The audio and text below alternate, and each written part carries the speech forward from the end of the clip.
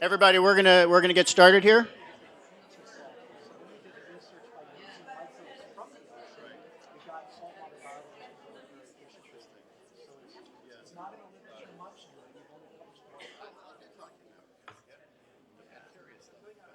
Pro tip, I discovered there are more restrooms in these other buildings. If anybody discovers a wait, which I think there was for some of the facilities here, you can walk to some of the other buildings. There's also a cafeteria down there if you want a soda or something like that that's not here. Okay, we're going to continue with the program. Back by popular demand, Bob Bunting is going to continue his climate briefing and I think tell us more about what might happen locally this time. Bob. So if I can give a shameless plug, what you're seeing here is a QR code. Does everybody know how to use those? Okay, everybody get your camera out right now.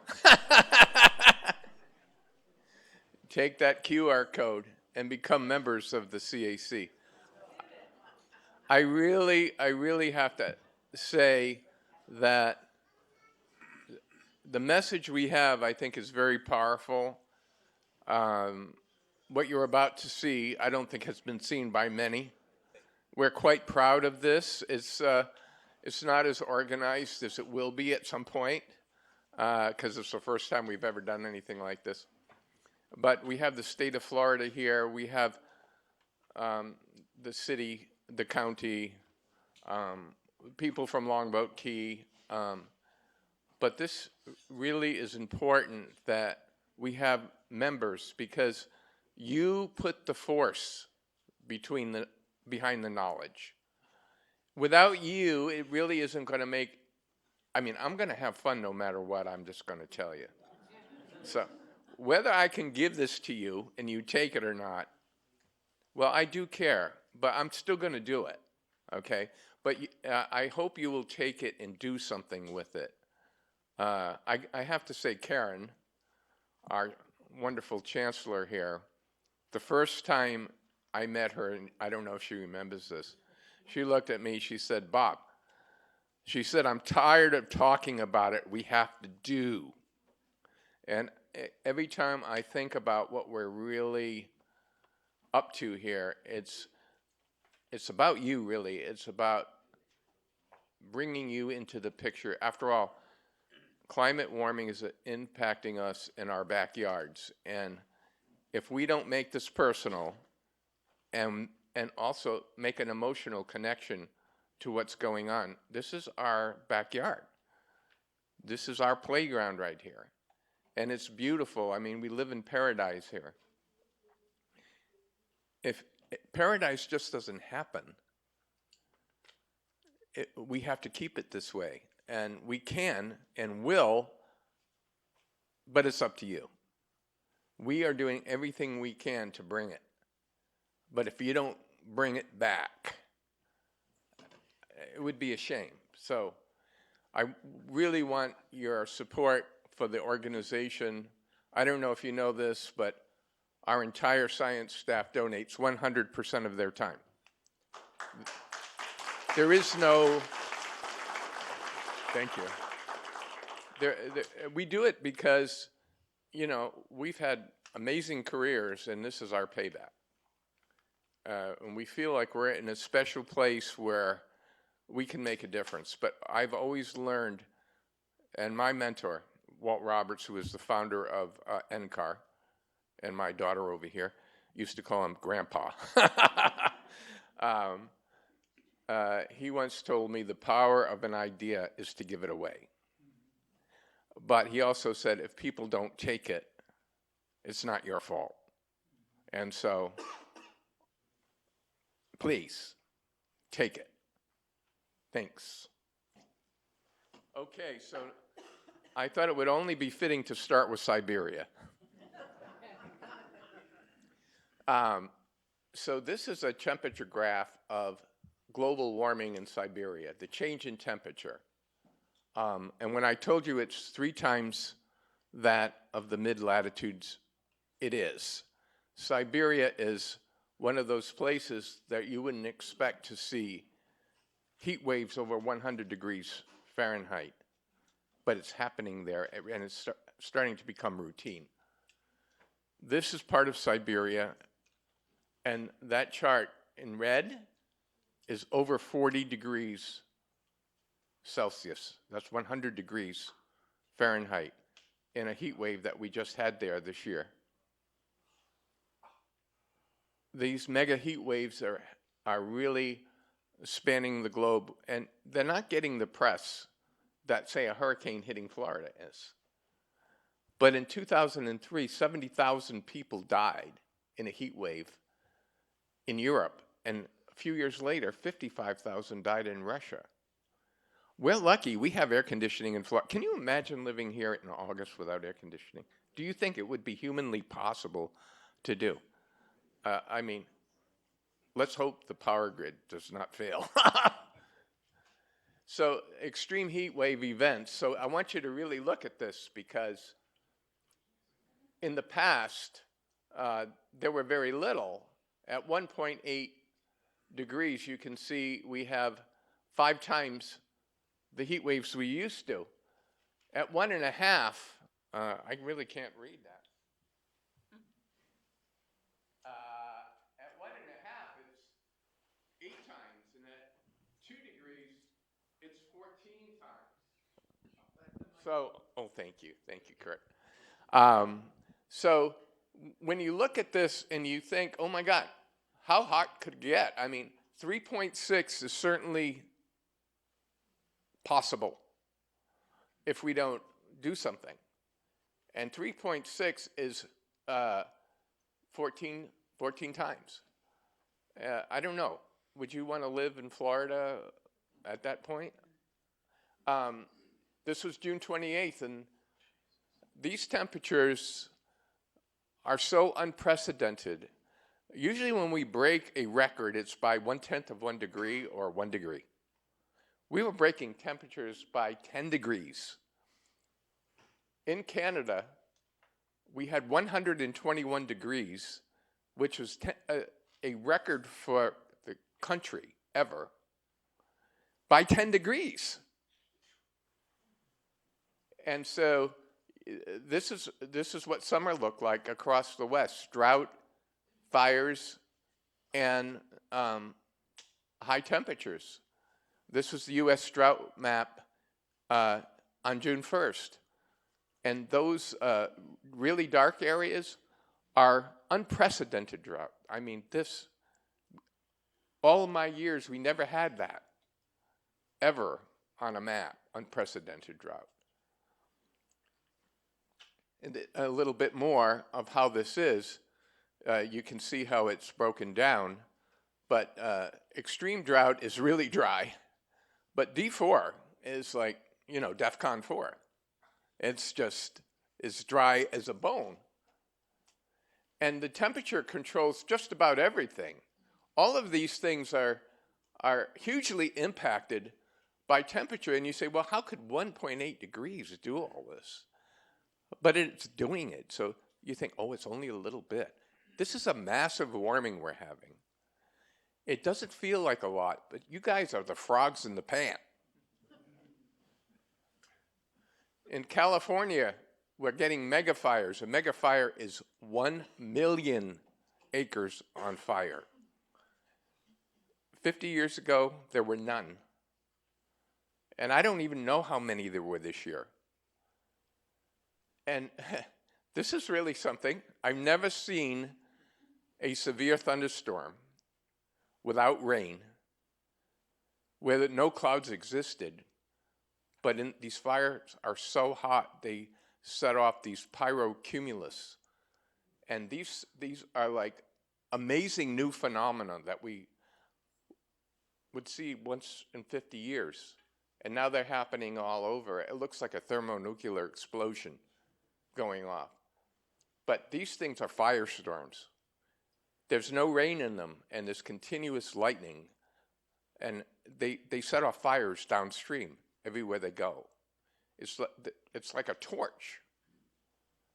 This is what a neighborhood in California looked like earlier in the summer. I mean, there's really nothing that escapes these when they get moving, and they move like you're on a superhighway. They move that fast. So a new form of severe weather, really huge toxic smoke plumes, are covering the western part of the United States. I know Matt, who's going to talk next. You know, the last 2 summers in Boulder, Colorado, they were choking smoke. Imagine we're 1,500 miles away from the fire, and people have to stay inside. It's so bad. So occasionally we would have a big fire, but the whole summers in British Columbia, in Alberta, in the western part of the United States, we're actually having people starting to move out. And now we'll play the next.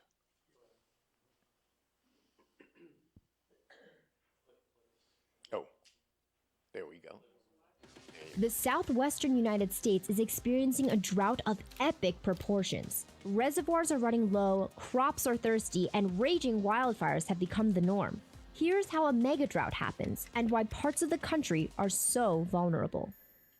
A drought is defined as a deficit of precipitation over an extended period that results in a water shortage. Megadroughts are more severe and last for decades or longer. Droughts are actually a normal occurrence in nature, and the Southwest is used to fluctuations between wet and dry periods. Droughts can hurt the economic livelihood of farmers and ranchers, cause wildfires, and endanger wildlife that needs water to survive. They can also hamper electricity grids that rely on hydroelectric power. Governments across the U.S. built reservoirs to control for droughts and floods. The most well-known megadrought in U.S. history was the Dust Bowl of the 1930s. It plagued the plains of the central and southern United States, and the agricultural losses from that decade contributed to the Great Depression and the migration of millions of people to the West. But today, with higher than average temperatures, in large part due to human-induced global warming, and with increased population size and food demands, this era's megadrought could lead to even more severe outcomes. Scientists observing tree rings, which reveal historical rainfall levels, have determined that the West is now on the same trajectory as the worst prehistoric droughts. Between 2000 and 2020, every part of the Southwest experienced higher than average temperatures. That period was also the driest since the late 1500s, and the second driest since 800 CE. This heat and low level of precipitation is causing the Colorado River Basin, the main source of water for much of the West, to dry out. As a result, the largest reservoir in the country, Lake Mead, dipped to its lowest level ever in 2021. The future in the West will rely on water management and water conservation. Farmers will be hit the hardest since they use about 90% of the water in that part of the country. They will either have to change what they plant, stop growing for periods of time, or relocate to other regions. A drought of this proportion means water will likely need to be imported from further away regions, perhaps sparking future water wars. Hey.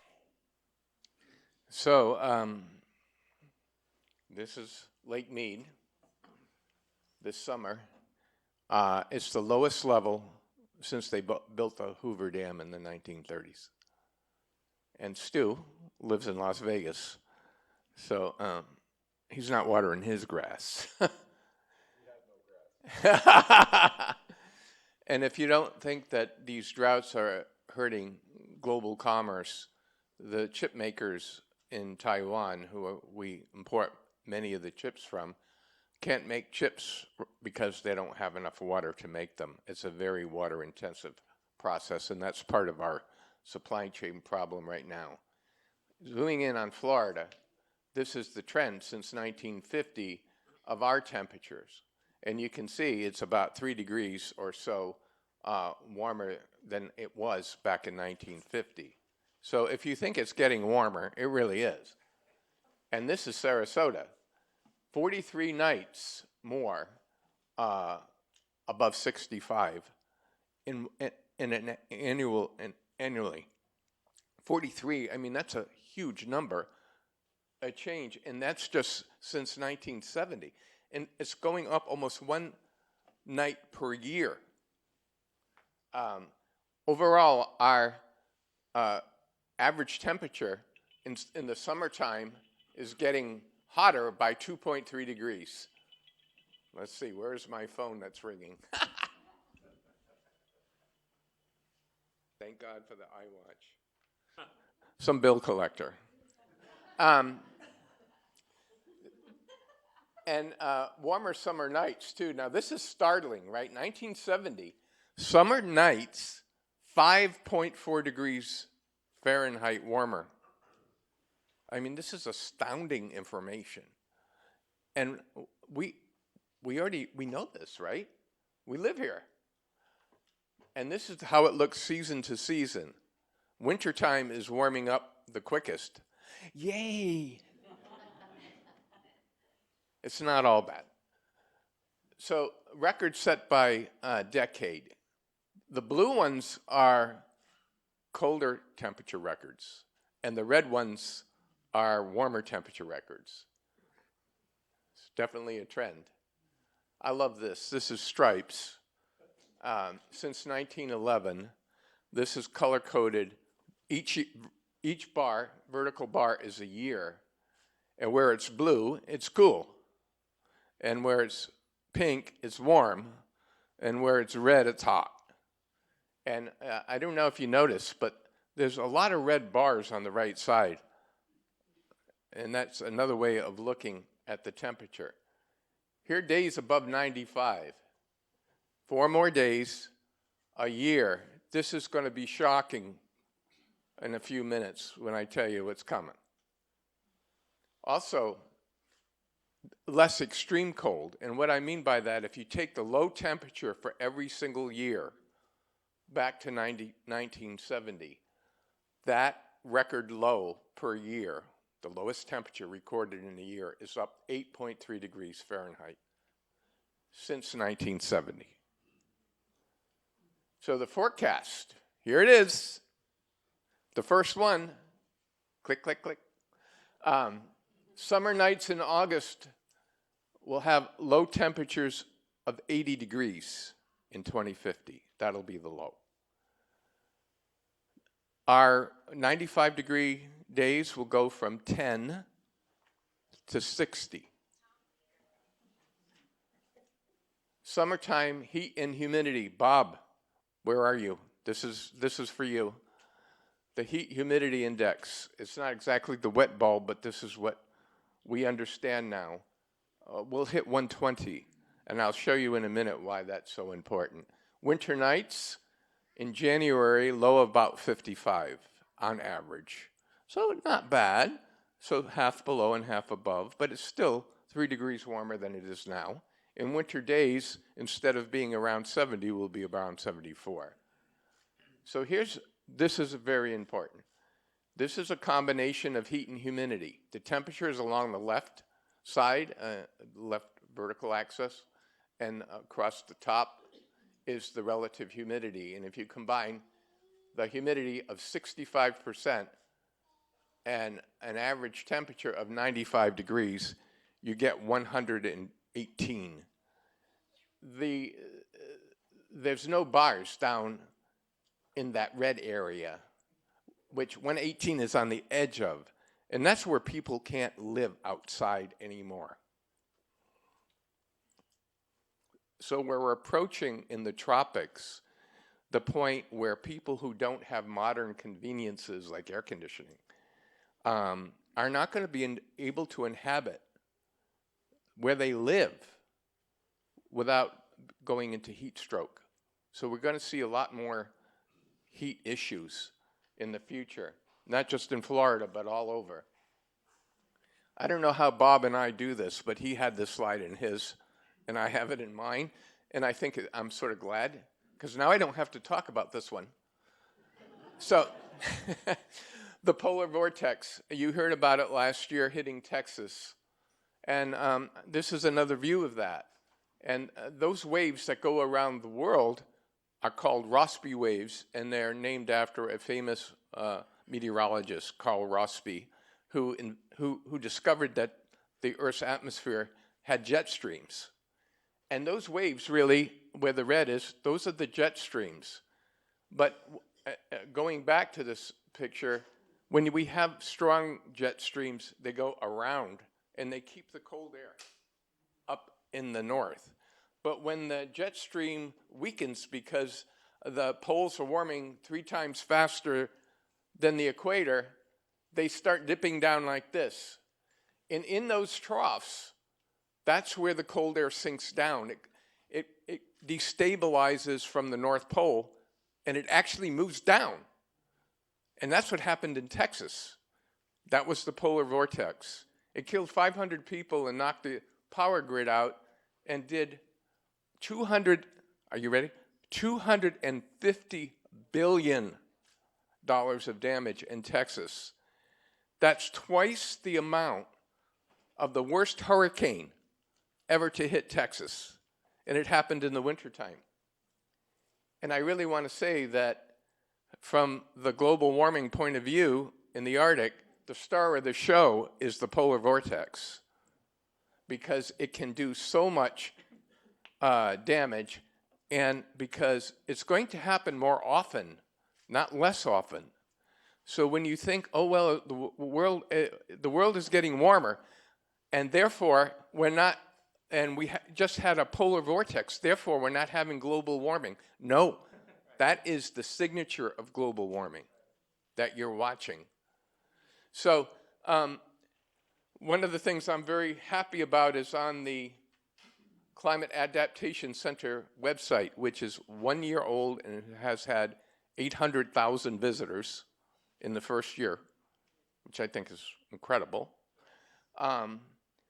We did a polar vortex article 2 weeks before the one that hit Texas, and said it was coming. And 2 months later, I started getting checks to join the CAC from Texas. I am not kidding. And hello, Tom and Brenda. Tom and Brenda live in Dallas, and they were in that, and they joined yesterday. So, and by the way, happy birthday to Kathy Luck in Colorado. She's watching today on her birthday. She wanted to do this. So I think, wow, am I the guy somebody wants to spend their birthday with me? What's wrong with them? Anyway, the polar vortex early indications for this year are not good, because this is the sea up near Sweden, and the ice is very, very low here right now. And when there's all that moisture getting into the air this time of the year, it snows in Siberia. And when it snows in Siberia, the cold develops over Siberia, and that sets off the polar vortex for the winter. And that's what's happening right now. This is what the Texas vortex looked like. And you can see what happened in the Greenland and up in the Arctic. There was no cold air because it was all in Texas. The North Pole failed to hold the cold weather, and it came right down over the United States, and they were having Florida weather in the Arctic Circle. This is what it looked like in Texas and in the center part of the United States. Here's the thing. Those Rossby waves can be anywhere. And that means that Florida could have one of these. And actually, my early forecast for the east coast of Florida this winter is nor'easters and polar vortex intrusions. I don't know if it'll make it down this far. Let's hope not. But it could. So I'll leave the polar vortex right there. So now we're moving to hurricanes. That's Hurricane Michael on the coast, the first Category 5 ever to hit this part of Florida. It wiped out Mexico Beach. And this is Hurricane Dorian, as it was slowed to a halt over Abaco Island. And Henry Smythe, who's going to be here with us this afternoon, survived Hurricane Dorian. He's going to tell you some stories about it. This is our hurricane result for this year. We had 21 named storms. Another one happened after I made this one. But again, another very active season, 183% of average. In the last 2 seasons, we have had 51 named tropical storms. That's more than double what it was 10 years ago. More than double. I don't think this pace will hold, but the trend is not your friend in this regard. So we had, since 1851, there's only been 37 Category 5s, and I think we have about 9 of them in this room. Category 5 members. That's why we call them Category 5s, okay? And we had, think about this, 141 Category 4s and 37 Category 5s. These are the greatest storms on Earth, these Category 5 hurricanes. Here's Hurricane Dorian. This is from the space station. And you're looking into the eye of that storm. The winds in this storm were 185 miles an hour sustained with gusts to 220. I mean, I get a goosebump just saying that. This is over Abaco Island. Thousands of people lost their lives that day. Thousands. We don't know how many, but it was thousands. Now, you see where that little one was? That was a tropical storm there. And this was the hurricane forecast for where it was going to go on that day. And you see where it took it? Right into the east coast of Florida. And this goes to show that forecasting is not perfect. It was 5 days in advance, and it stopped 100 miles from the east coast of Florida. So the Bahamas were wiped out, but it could have been us. You can see that path. Even if it went all the way across Florida, this storm was so intense, it would have been a Category 3 when it got here. And we haven't had a Category 3 here since 1960. So this is what happened. It switched paths. Where it's purple, it was a Category 5. And it was over the Bahamas for 2 full days of 185 mile an hour winds. The storm surge there was 29 feet. 29 feet. That's what was left. And on that beach behind there, they brought in forensic teams from the Netherlands, the best in the world with dogs. They put 3,500 flags inside that picture. So 3,500 people or parts of people were found there. And more storms, slower moving and more intense. So basically, as the jet stream slows down, the storms also lose their steering and they can meander, and that's downtown Houston. These are all the Florida hurricanes that were Category 3, 4, and 5. And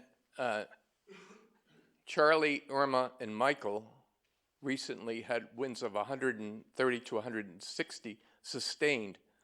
Those all happened since 2005.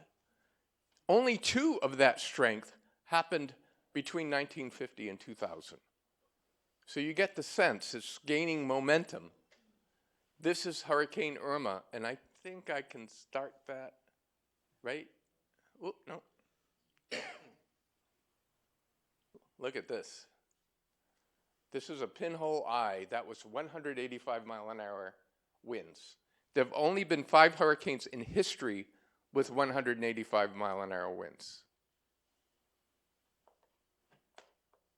So when they get intense, think of a skater who is about to do a turn, and you see they put their arm out like this, and they start spinning, and then they bring them in. And when they bring them in, they start spinning faster. That's the conservation of angular momentum. And that's what these hurricanes do. So they start spinning, and then as they get intense, the eye gets smaller and smaller and smaller. Those eyes, when they go over land, are 10 miles wide, and they're like a 10-mile wide tornado on the ground. They basically wipe everything out. So here's a graph of damage and wind speed. It's not linear, it's exponential. 100-mile-an-hour wind does 10 times the damage of a 75-mile-an-hour wind. A 150-mile-an-hour wind does 256 times the damage. That's not even a Category 5. A Category 5 starts at 157, but the 105 that got to 185, if they hit land, and 2 of them did, 1,300 times the damage. So it's, when somebody said, oh, well, 10 miles an hour, what difference does it make if it's 150 or 160? It makes a big difference. So this is Mexico Beach. Look at that red roof there. This is before. That's after. You see that red roof? That guy who built that house decided to overbuild his house on purpose because he was afraid to have a house in Mexico Beach. He built it 20% stronger, and a 185-mile-an-hour hurricane hit that place, and his house survived. It was the only one. So the good news of this story is if we do the right things, we can survive even Category 5 hurricanes. But it's not what we're doing now. And our towns and cities need to get on this. Not a year from now, but right now. Our building codes are not ready for this kind of a storm, and we're going to have these here as well. So living with these storms, round designs are really great for houses because the winds go around them. Haven't you always wanted a round house? Perfectly square ones aren't bad either. But anything that's not, and I'm thinking of my condo building downtown, so there are things we can do. So the path of Florida hurricanes, this is how it goes. Early in the season, we tend to get them right here. We had one this year. It turned out not to be that great, but it still was a storm that we got this year. Thank God, the only one. You can see September is our month. September and October are really our month. This was last September 14th. A record number of hurricanes in one time. They covered the entire Atlantic. There was no open water. There was a hurricane or hurricane clouds over every single inch of the Atlantic at once. It was Armageddon last year with 30 storms, the most in history. That was what it looked like. And the purple is Category 5. There were 5 Category 5 storms last year. It took 75 years from 1850 to 1925 to get to Category 5. We had 5 last year. This is why we have a border problem in part right now. Last November, right around now, we had 2 150-mile-an-hour hurricanes hit the same spot in a week. There is nothing left there, and tens of thousands of people are walking out and they're coming here. This is part of the problem. We have climate change refugees already. We just don't want to talk about it.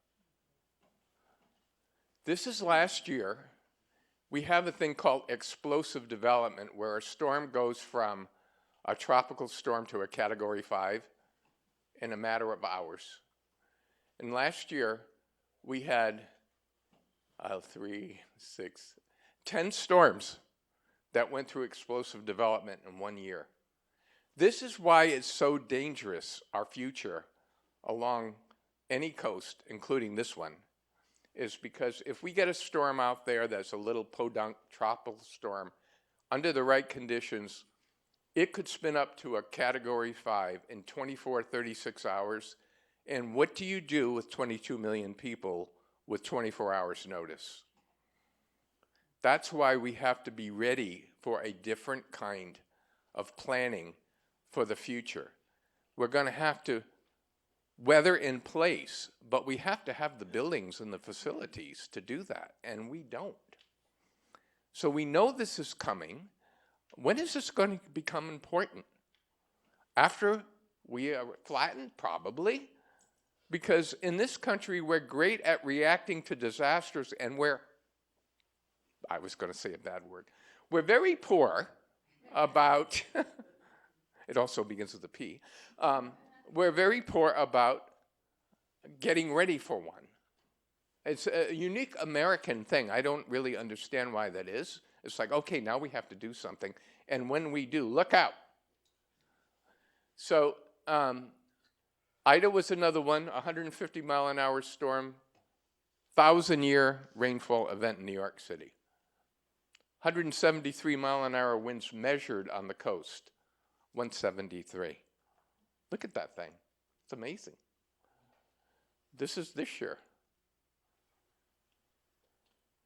So in April, CSU, which is up in Colorado, puts out their annual hurricane forecast, and they forecast 17 storms, 8 hurricanes, and 4 major. The CAC, on April 15th, put out our very first one, and we forecast 20 storms, 10 hurricanes, 5 majors, and a major red tide on April 15th. I guess that was one of my bad TV days.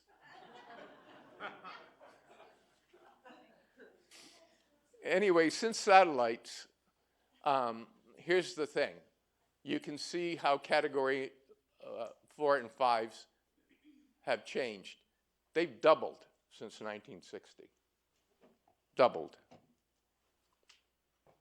So here's the forecast for hurricanes. I think you all know what's coming. It's perhaps another double by 2050. Right now, the baseline is 3 major hurricanes a year. In the last 2 years, we've had 11. 11. By 2030, we'll average 3 or 4, then 2040, 3 to 5, and 2050, 4 to 6. So we're going to go from 3 roughly to 6 in the next 30 years. Hurricane season is going to be longer. The National Hurricane Season, for the first time, expanded the hurricane season starting May 15th rather than May 30th. And it's my prediction by 2050, hurricane season will start on April 1st and go to Christmas. So we're always going to have hurricanes around. This is what it looked like in Barbuda when Hurricane Irma went over in 2018. The green one was what it looked like the day before the storm. And then the day after, there wasn't a single tree left. There were 300 people living there. They had to leave. The top wind there, when their anemometer blew away, was 191, measured. 191. This same storm went over St. John's, which is quite a bit bigger, several thousand people. They all had to move away too. One of those guys works at the Hyde Park. Oh, I didn't know this, but Stu and I went for a glass of wine the other night, and we got talking, and I just asked him, I said, always ask questions, okay? Why are you here? How did you come to Sarasota? Well, Hurricane Irma, we owned a restaurant on St. John's, and it flattened it. We had to leave, and we came here. He's a climate refugee, and he lives in Sarasota. So anyway, the wine was very good. Conundrum, I like it. speaking, I ordered the right wine. I didn't know I was going to ask him about this, but talk about a conundrum. So this is a little bit scary. Dr. Hall at the JPL laboratory did a research study about how things are going to change as far as the path of hurricanes. So you can see how this works. 1950 to 1980, 2010 to 2030 to 2038. Those are the three categories that you see in each box. And the locations, Galveston, Tampa, Miami, and Cape Hatteras. So if you go down to the bottom line, you'll see category 4 plus, categories 4 to 5. In Galveston, it looks like, roughly the same number. In Tampa, it's going up. More category 4s and 5s. And there's a reason for it. Miami, about the same, and Cape Hatteras actually has less. Well, why? Because the paths of hurricanes are changing with the warming climate. The blue is the old path. The red is the new path. And I hate to say, I don't like one of those lines. Now, don't you think city planners should have this information? Don't you think they should be putting this in their plans? I would bet you it doesn't exist. Here's my forecast. Because of the way the jet streams are becoming less intense, and because of the shifting paths of storms, we could have a tropical depression in the southeast Gulf of Mexico, north of Cuba, and it could hit our coast in a day or two with very little time to prepare at a very high wind speed. That's possible. I'm not saying it will happen, but if it does, you heard it here first. I expect the threat, the risk, to be rising through the 2030s. This is the hurricane that came up from Cuba called Elsa and hit us early this season. And I always have said Cuba has saved our fat because it has to go over Cuba before it hits us. That's not true in the future because of rapid intensification. So the summary, more severe hurricanes closer to the west coast of Florida on a higher average sea level, moving more slowly with more precipitation. Not really a good cocktail. Maybe a 2-martini story. Do we need a category 6? So by the 2030s, we could have several storms with sustained winds over 185. We've had Irma in 2017. Camille in 1969 was the strongest ever at 190. There have probably been 5 storms of 185, and I think we'll look for that to go to 10. A warming temperature means more moisture. For every degree centigrade the temperature goes up, the atmosphere holds 7% more moisture. That's why when it gets concentrated in a hurricane, it could increase downpours and flash flooding all over the country. It's already up 55% since 1950. It could go up another 40% by the end of the century. So this is the reason. That's a water vapor molecule, and you warm it 1 degree centigrade, and it has 8 more components to it due to more moisture. In Italy, they're getting it too. It's just not here. It's all over the world. They had an epic amount of rain, 29 inches this year. Imagine in one day. So this is what it looks like on flooding globally from 2000 to 2050. And this is losses, annual global flood losses. So now on to human beings. What does it mean for human health? Well, there's a slew of things that happen: heat deaths, skin cancer, dehydration, tropical infections. We shouldn't underestimate the impact on how we feel about the world, because this is a heavy burden for kids today. They're anxious about what's going to happen. They don't want to have children. I mean, think about that. I know we have a population problem, but we don't want no children. Air pollution from forest fires is increasing. These forest fires are toxic, and they're widespread smoke covering whole continents. So we have, these small particles that increase heart disease and asthma and all of these things. So if you're feeling a little bit like that lately, that's probably part of the problem.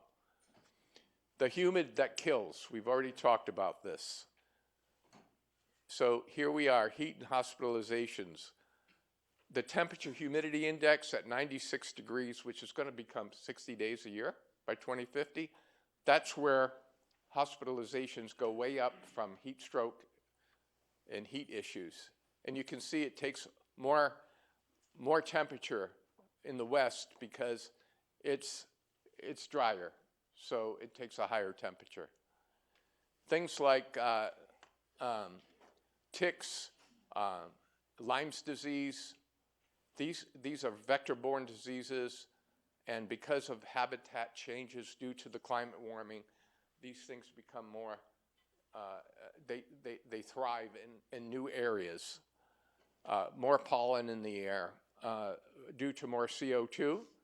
Plants grow faster, they put pollen in the air. These vector-borne diseases include things like dengue fever, Lyme's disease, West Nile virus, and others. In biodiversity, the tropics will hurt the most from the heating that we're expecting. Probably 28% of all species right now are under risk of extinction due from overpopulation and climate warming. Change of land use. The Amazon has now, for the first time in history, the lungs of our planet have become a source of CO2 for the first time ever because of the burning down of the forests in the Amazon, the change of land use, and the sad thing is that as they burn the Amazon forest down to grow soybeans, mostly to feed animals, it's not working. They're getting less crop yields, not more. So they're working harder and harder and harder because when the Amazon isn't robust, it doesn't rain. And when it doesn't rain, they can't grow the crops that they thought they were on the land that they cleared. So it's not raining. So oceans also becoming more acidic. Coral reefs are dying out, and by 2 degrees centigrade, 99% of them will be gone. This is really interesting. There's not much wild left in the world. All of those things that you see there in black and white are animals that serve mankind. The green ones are the wild left. It's not much.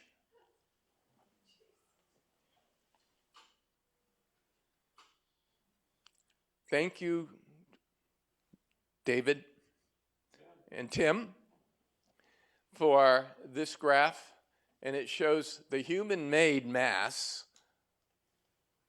and you can see how concrete, aggregates, bricks, metal, and everything now is bigger than all the natural mass in the world, the mass that we've created to serve our society. Sea level, okay, this is a big one. Stop development of any properties below 4 to 5 feet now. The rate of rise is increasing. Areas below 3 feet in our forecast will experience frequent flooding by 2040. This is Greenland, a map of where it's melting, and the elevation change in 1 year, and the red areas are down 5 feet.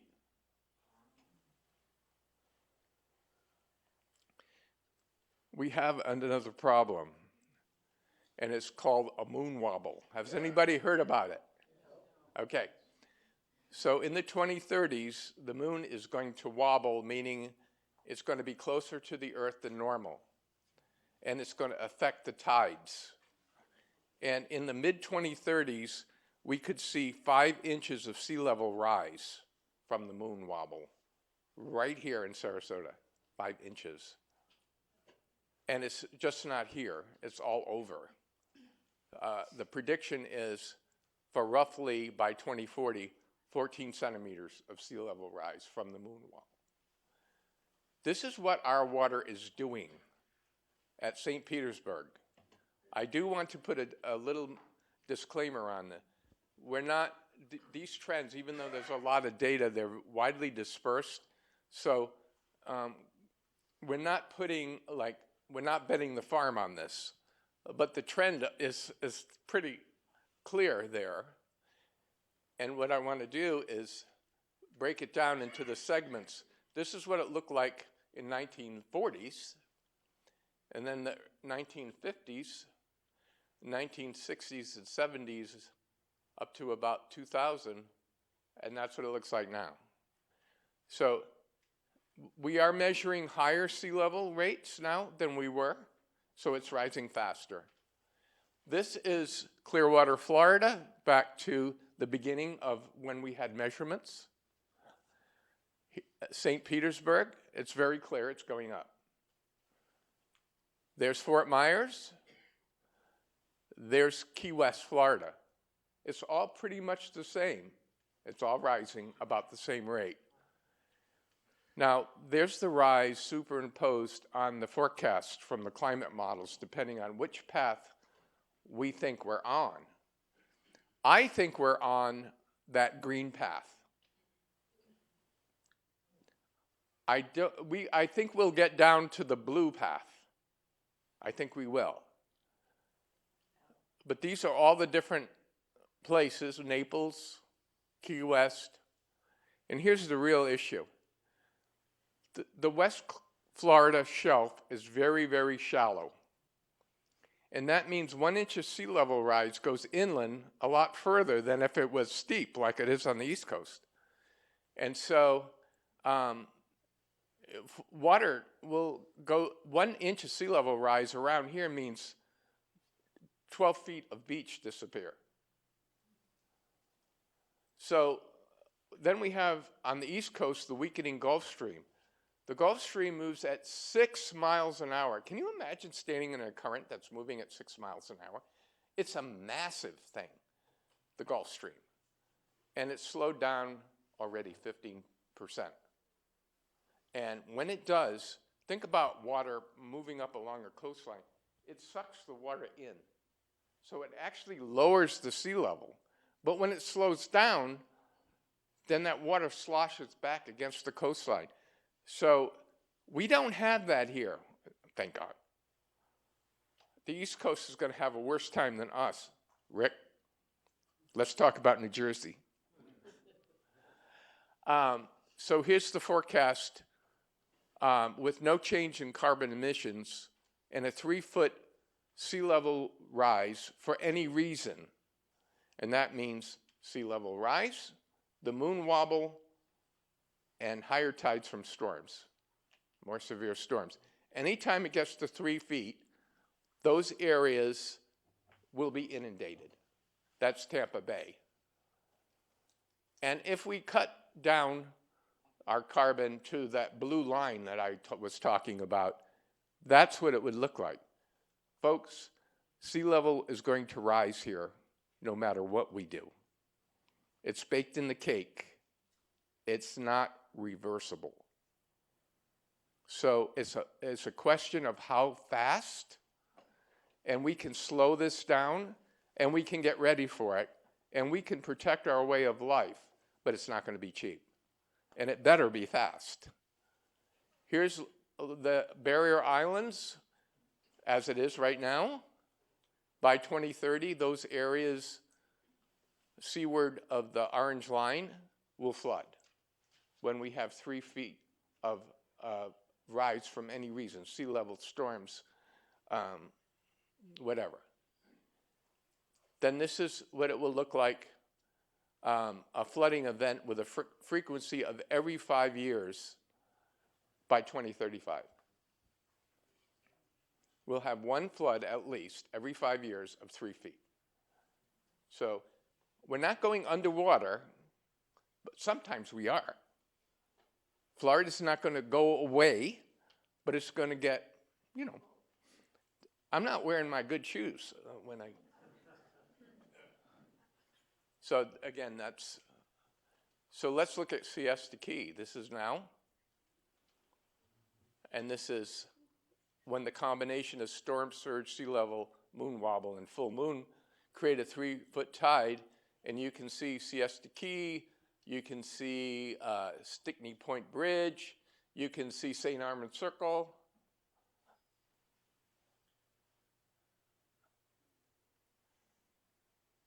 And this is Fort Myers. They're already having it. When you buy a house down there now, there's a rider on it. You realize your house could be underwater. It says that in the deed now. So this is a summary. If we go on the middle path, the average 3-foot flood risk goes up 37% when that happens. That's a lot. That's a big increase. So the climate is warming isn't, for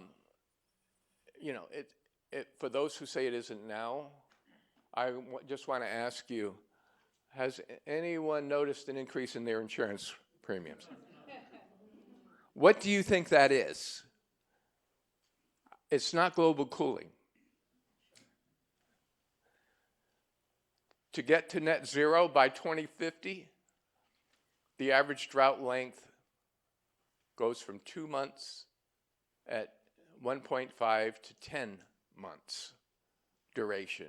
The percent of the Arctic that's ice-free for a month is 3 times at 3 days a year to 64. Imagine, the whole summer could be ice-free by 2050. The percentage of mammals that will lose half of their habitat is 4% at 1.5, but 41% at 3. So we have the triple threat from water: sea level rise, storm surge, and extreme precipitations. These are the issues through 2050. As I said, we're not going underwater by 2050, but more flooding, more often, more severe with time. Sea level rise forecast. With the moon wobble, it's really going to increase. We'll have about 2 inches rise, 1.5 to 2 inches of rise by 2030. By 2040, 5 inches more, and by 2050, 4 inches more. So maybe by 2050, 10 or 11 inches of sea level rise. That's a lot when we have so much land that's under 5 feet along the coastlines. So we're going to finish with algae blooms, and I want to just say that we have Lenny Landau here. These are his slides. He is the guru on algae blooms. And so, we know that these Corona brevis are the only documented algae that is actually toxic. And unfortunately, that's the kind we've got. So it does affect human health. But more importantly, what's going on is that when the water is below 59 degrees, it dies off. But the Gulf of Mexico is not getting to 59 degrees now as much as it used to. So that means the brevis doesn't die out in the winter, and it comes back stronger the next year. We saw that last fall, and that's why on April 15th, we forecast a major red tide here this summer. That was the reason. But this is new information, okay? So this isn't peer-reviewed. Cindy, I know she's in the back there, and she's probably thinking, oh no, he's going to tell me another thing here to look at. But what we've noticed is that when we have a low amount of solar flares, we have more red tide. But if we have a really big solar flare, then it actually kills off the red tide. So here's an example here of the solar cycle. You can see it. And this was this summer. All of the coast of Florida was just infested with red tide. October 28th, a few days after a major solar flare, where there were aurora all over the place. And I got to see one in Calgary. It was so amazing. It went, in a matter of a week, it went from something on the left to something on the right. Evidently, ionizing radiation does not, red tide doesn't like it. So Cindy, I don't know, you're going to have to tell us if this is true or not. But it sure looks like it. So as this solar cycle moves on, you know, the solar cycle has been decreasing for a long, long time, and that allows the red tide to increase. Again, this is some example of what it looks like out there. From an airplane, you can see the red tide out there in the water. It's very pervasive. So red tide and hurricanes, we have 2 million septic tanks in Florida. We have golf courses. We have agricultural waste, overflowing treatment plant facilities, and 22 million people. And this stuff is rushing into the Gulf of Mexico when we have a hurricane. It cleans off the land, it flows into the Gulf, and we have it. So the red tide forecast is for more. Until we clean up some of this mess on the land, the red tide could go from episodic in 2020 to almost permanent by 2050 if we don't get with the program. And it's not just the Gulf of Mexico. This is on the Great Lakes. This is algae. It's not red tide, but it's clogging up everything as the water warms up. So some good news from Glasgow is that we do have some big financing coming in, evidently, to the help fund the transitions that we need to make, and we'll talk about this some this afternoon. Basically, we really need to get ready. It's not somebody else's problem. Bridges and roads, schools, public, private buildings, real estate developments, retrofitting existing buildings, better beach management, new evacuation centers that are round, distributed power. We need all of this to deal with the climate threat in the area. Our economy is basically facing higher temperatures and tourist issues, and there's a lot of risk here, from crops to human health. Real estate is going to begin reflecting this risk. Insurance will phase out over time. Infrastructure costs will go up the longer we wait. But, as we say, the Center for Climate Integrity estimates that the Sarasota metro area will need $4 billion worth of new infrastructure in the next 20 years. And those are the amounts for all of Florida, $75 billion. This is to protect us from sea level rise. And it's time to get going. That's a lot of projects that have to be funded, and the longer we wait, the more expensive it's going to be. It's the largest economic opportunity we've ever had, is dealing with climate warming. If we can change this from threat only into opportunity, we will create the most incredible economy we've ever seen in the world. The climate economy is our biggest opportunity. Only this country has the intellectual know-how, the university system, the private sector, all 10 of the greatest companies of the world are located in the United States. It's just amazing. Deep capital markets. But we have to decide, and the government cannot take 30 years to make a decision. It's going to have to move a lot faster.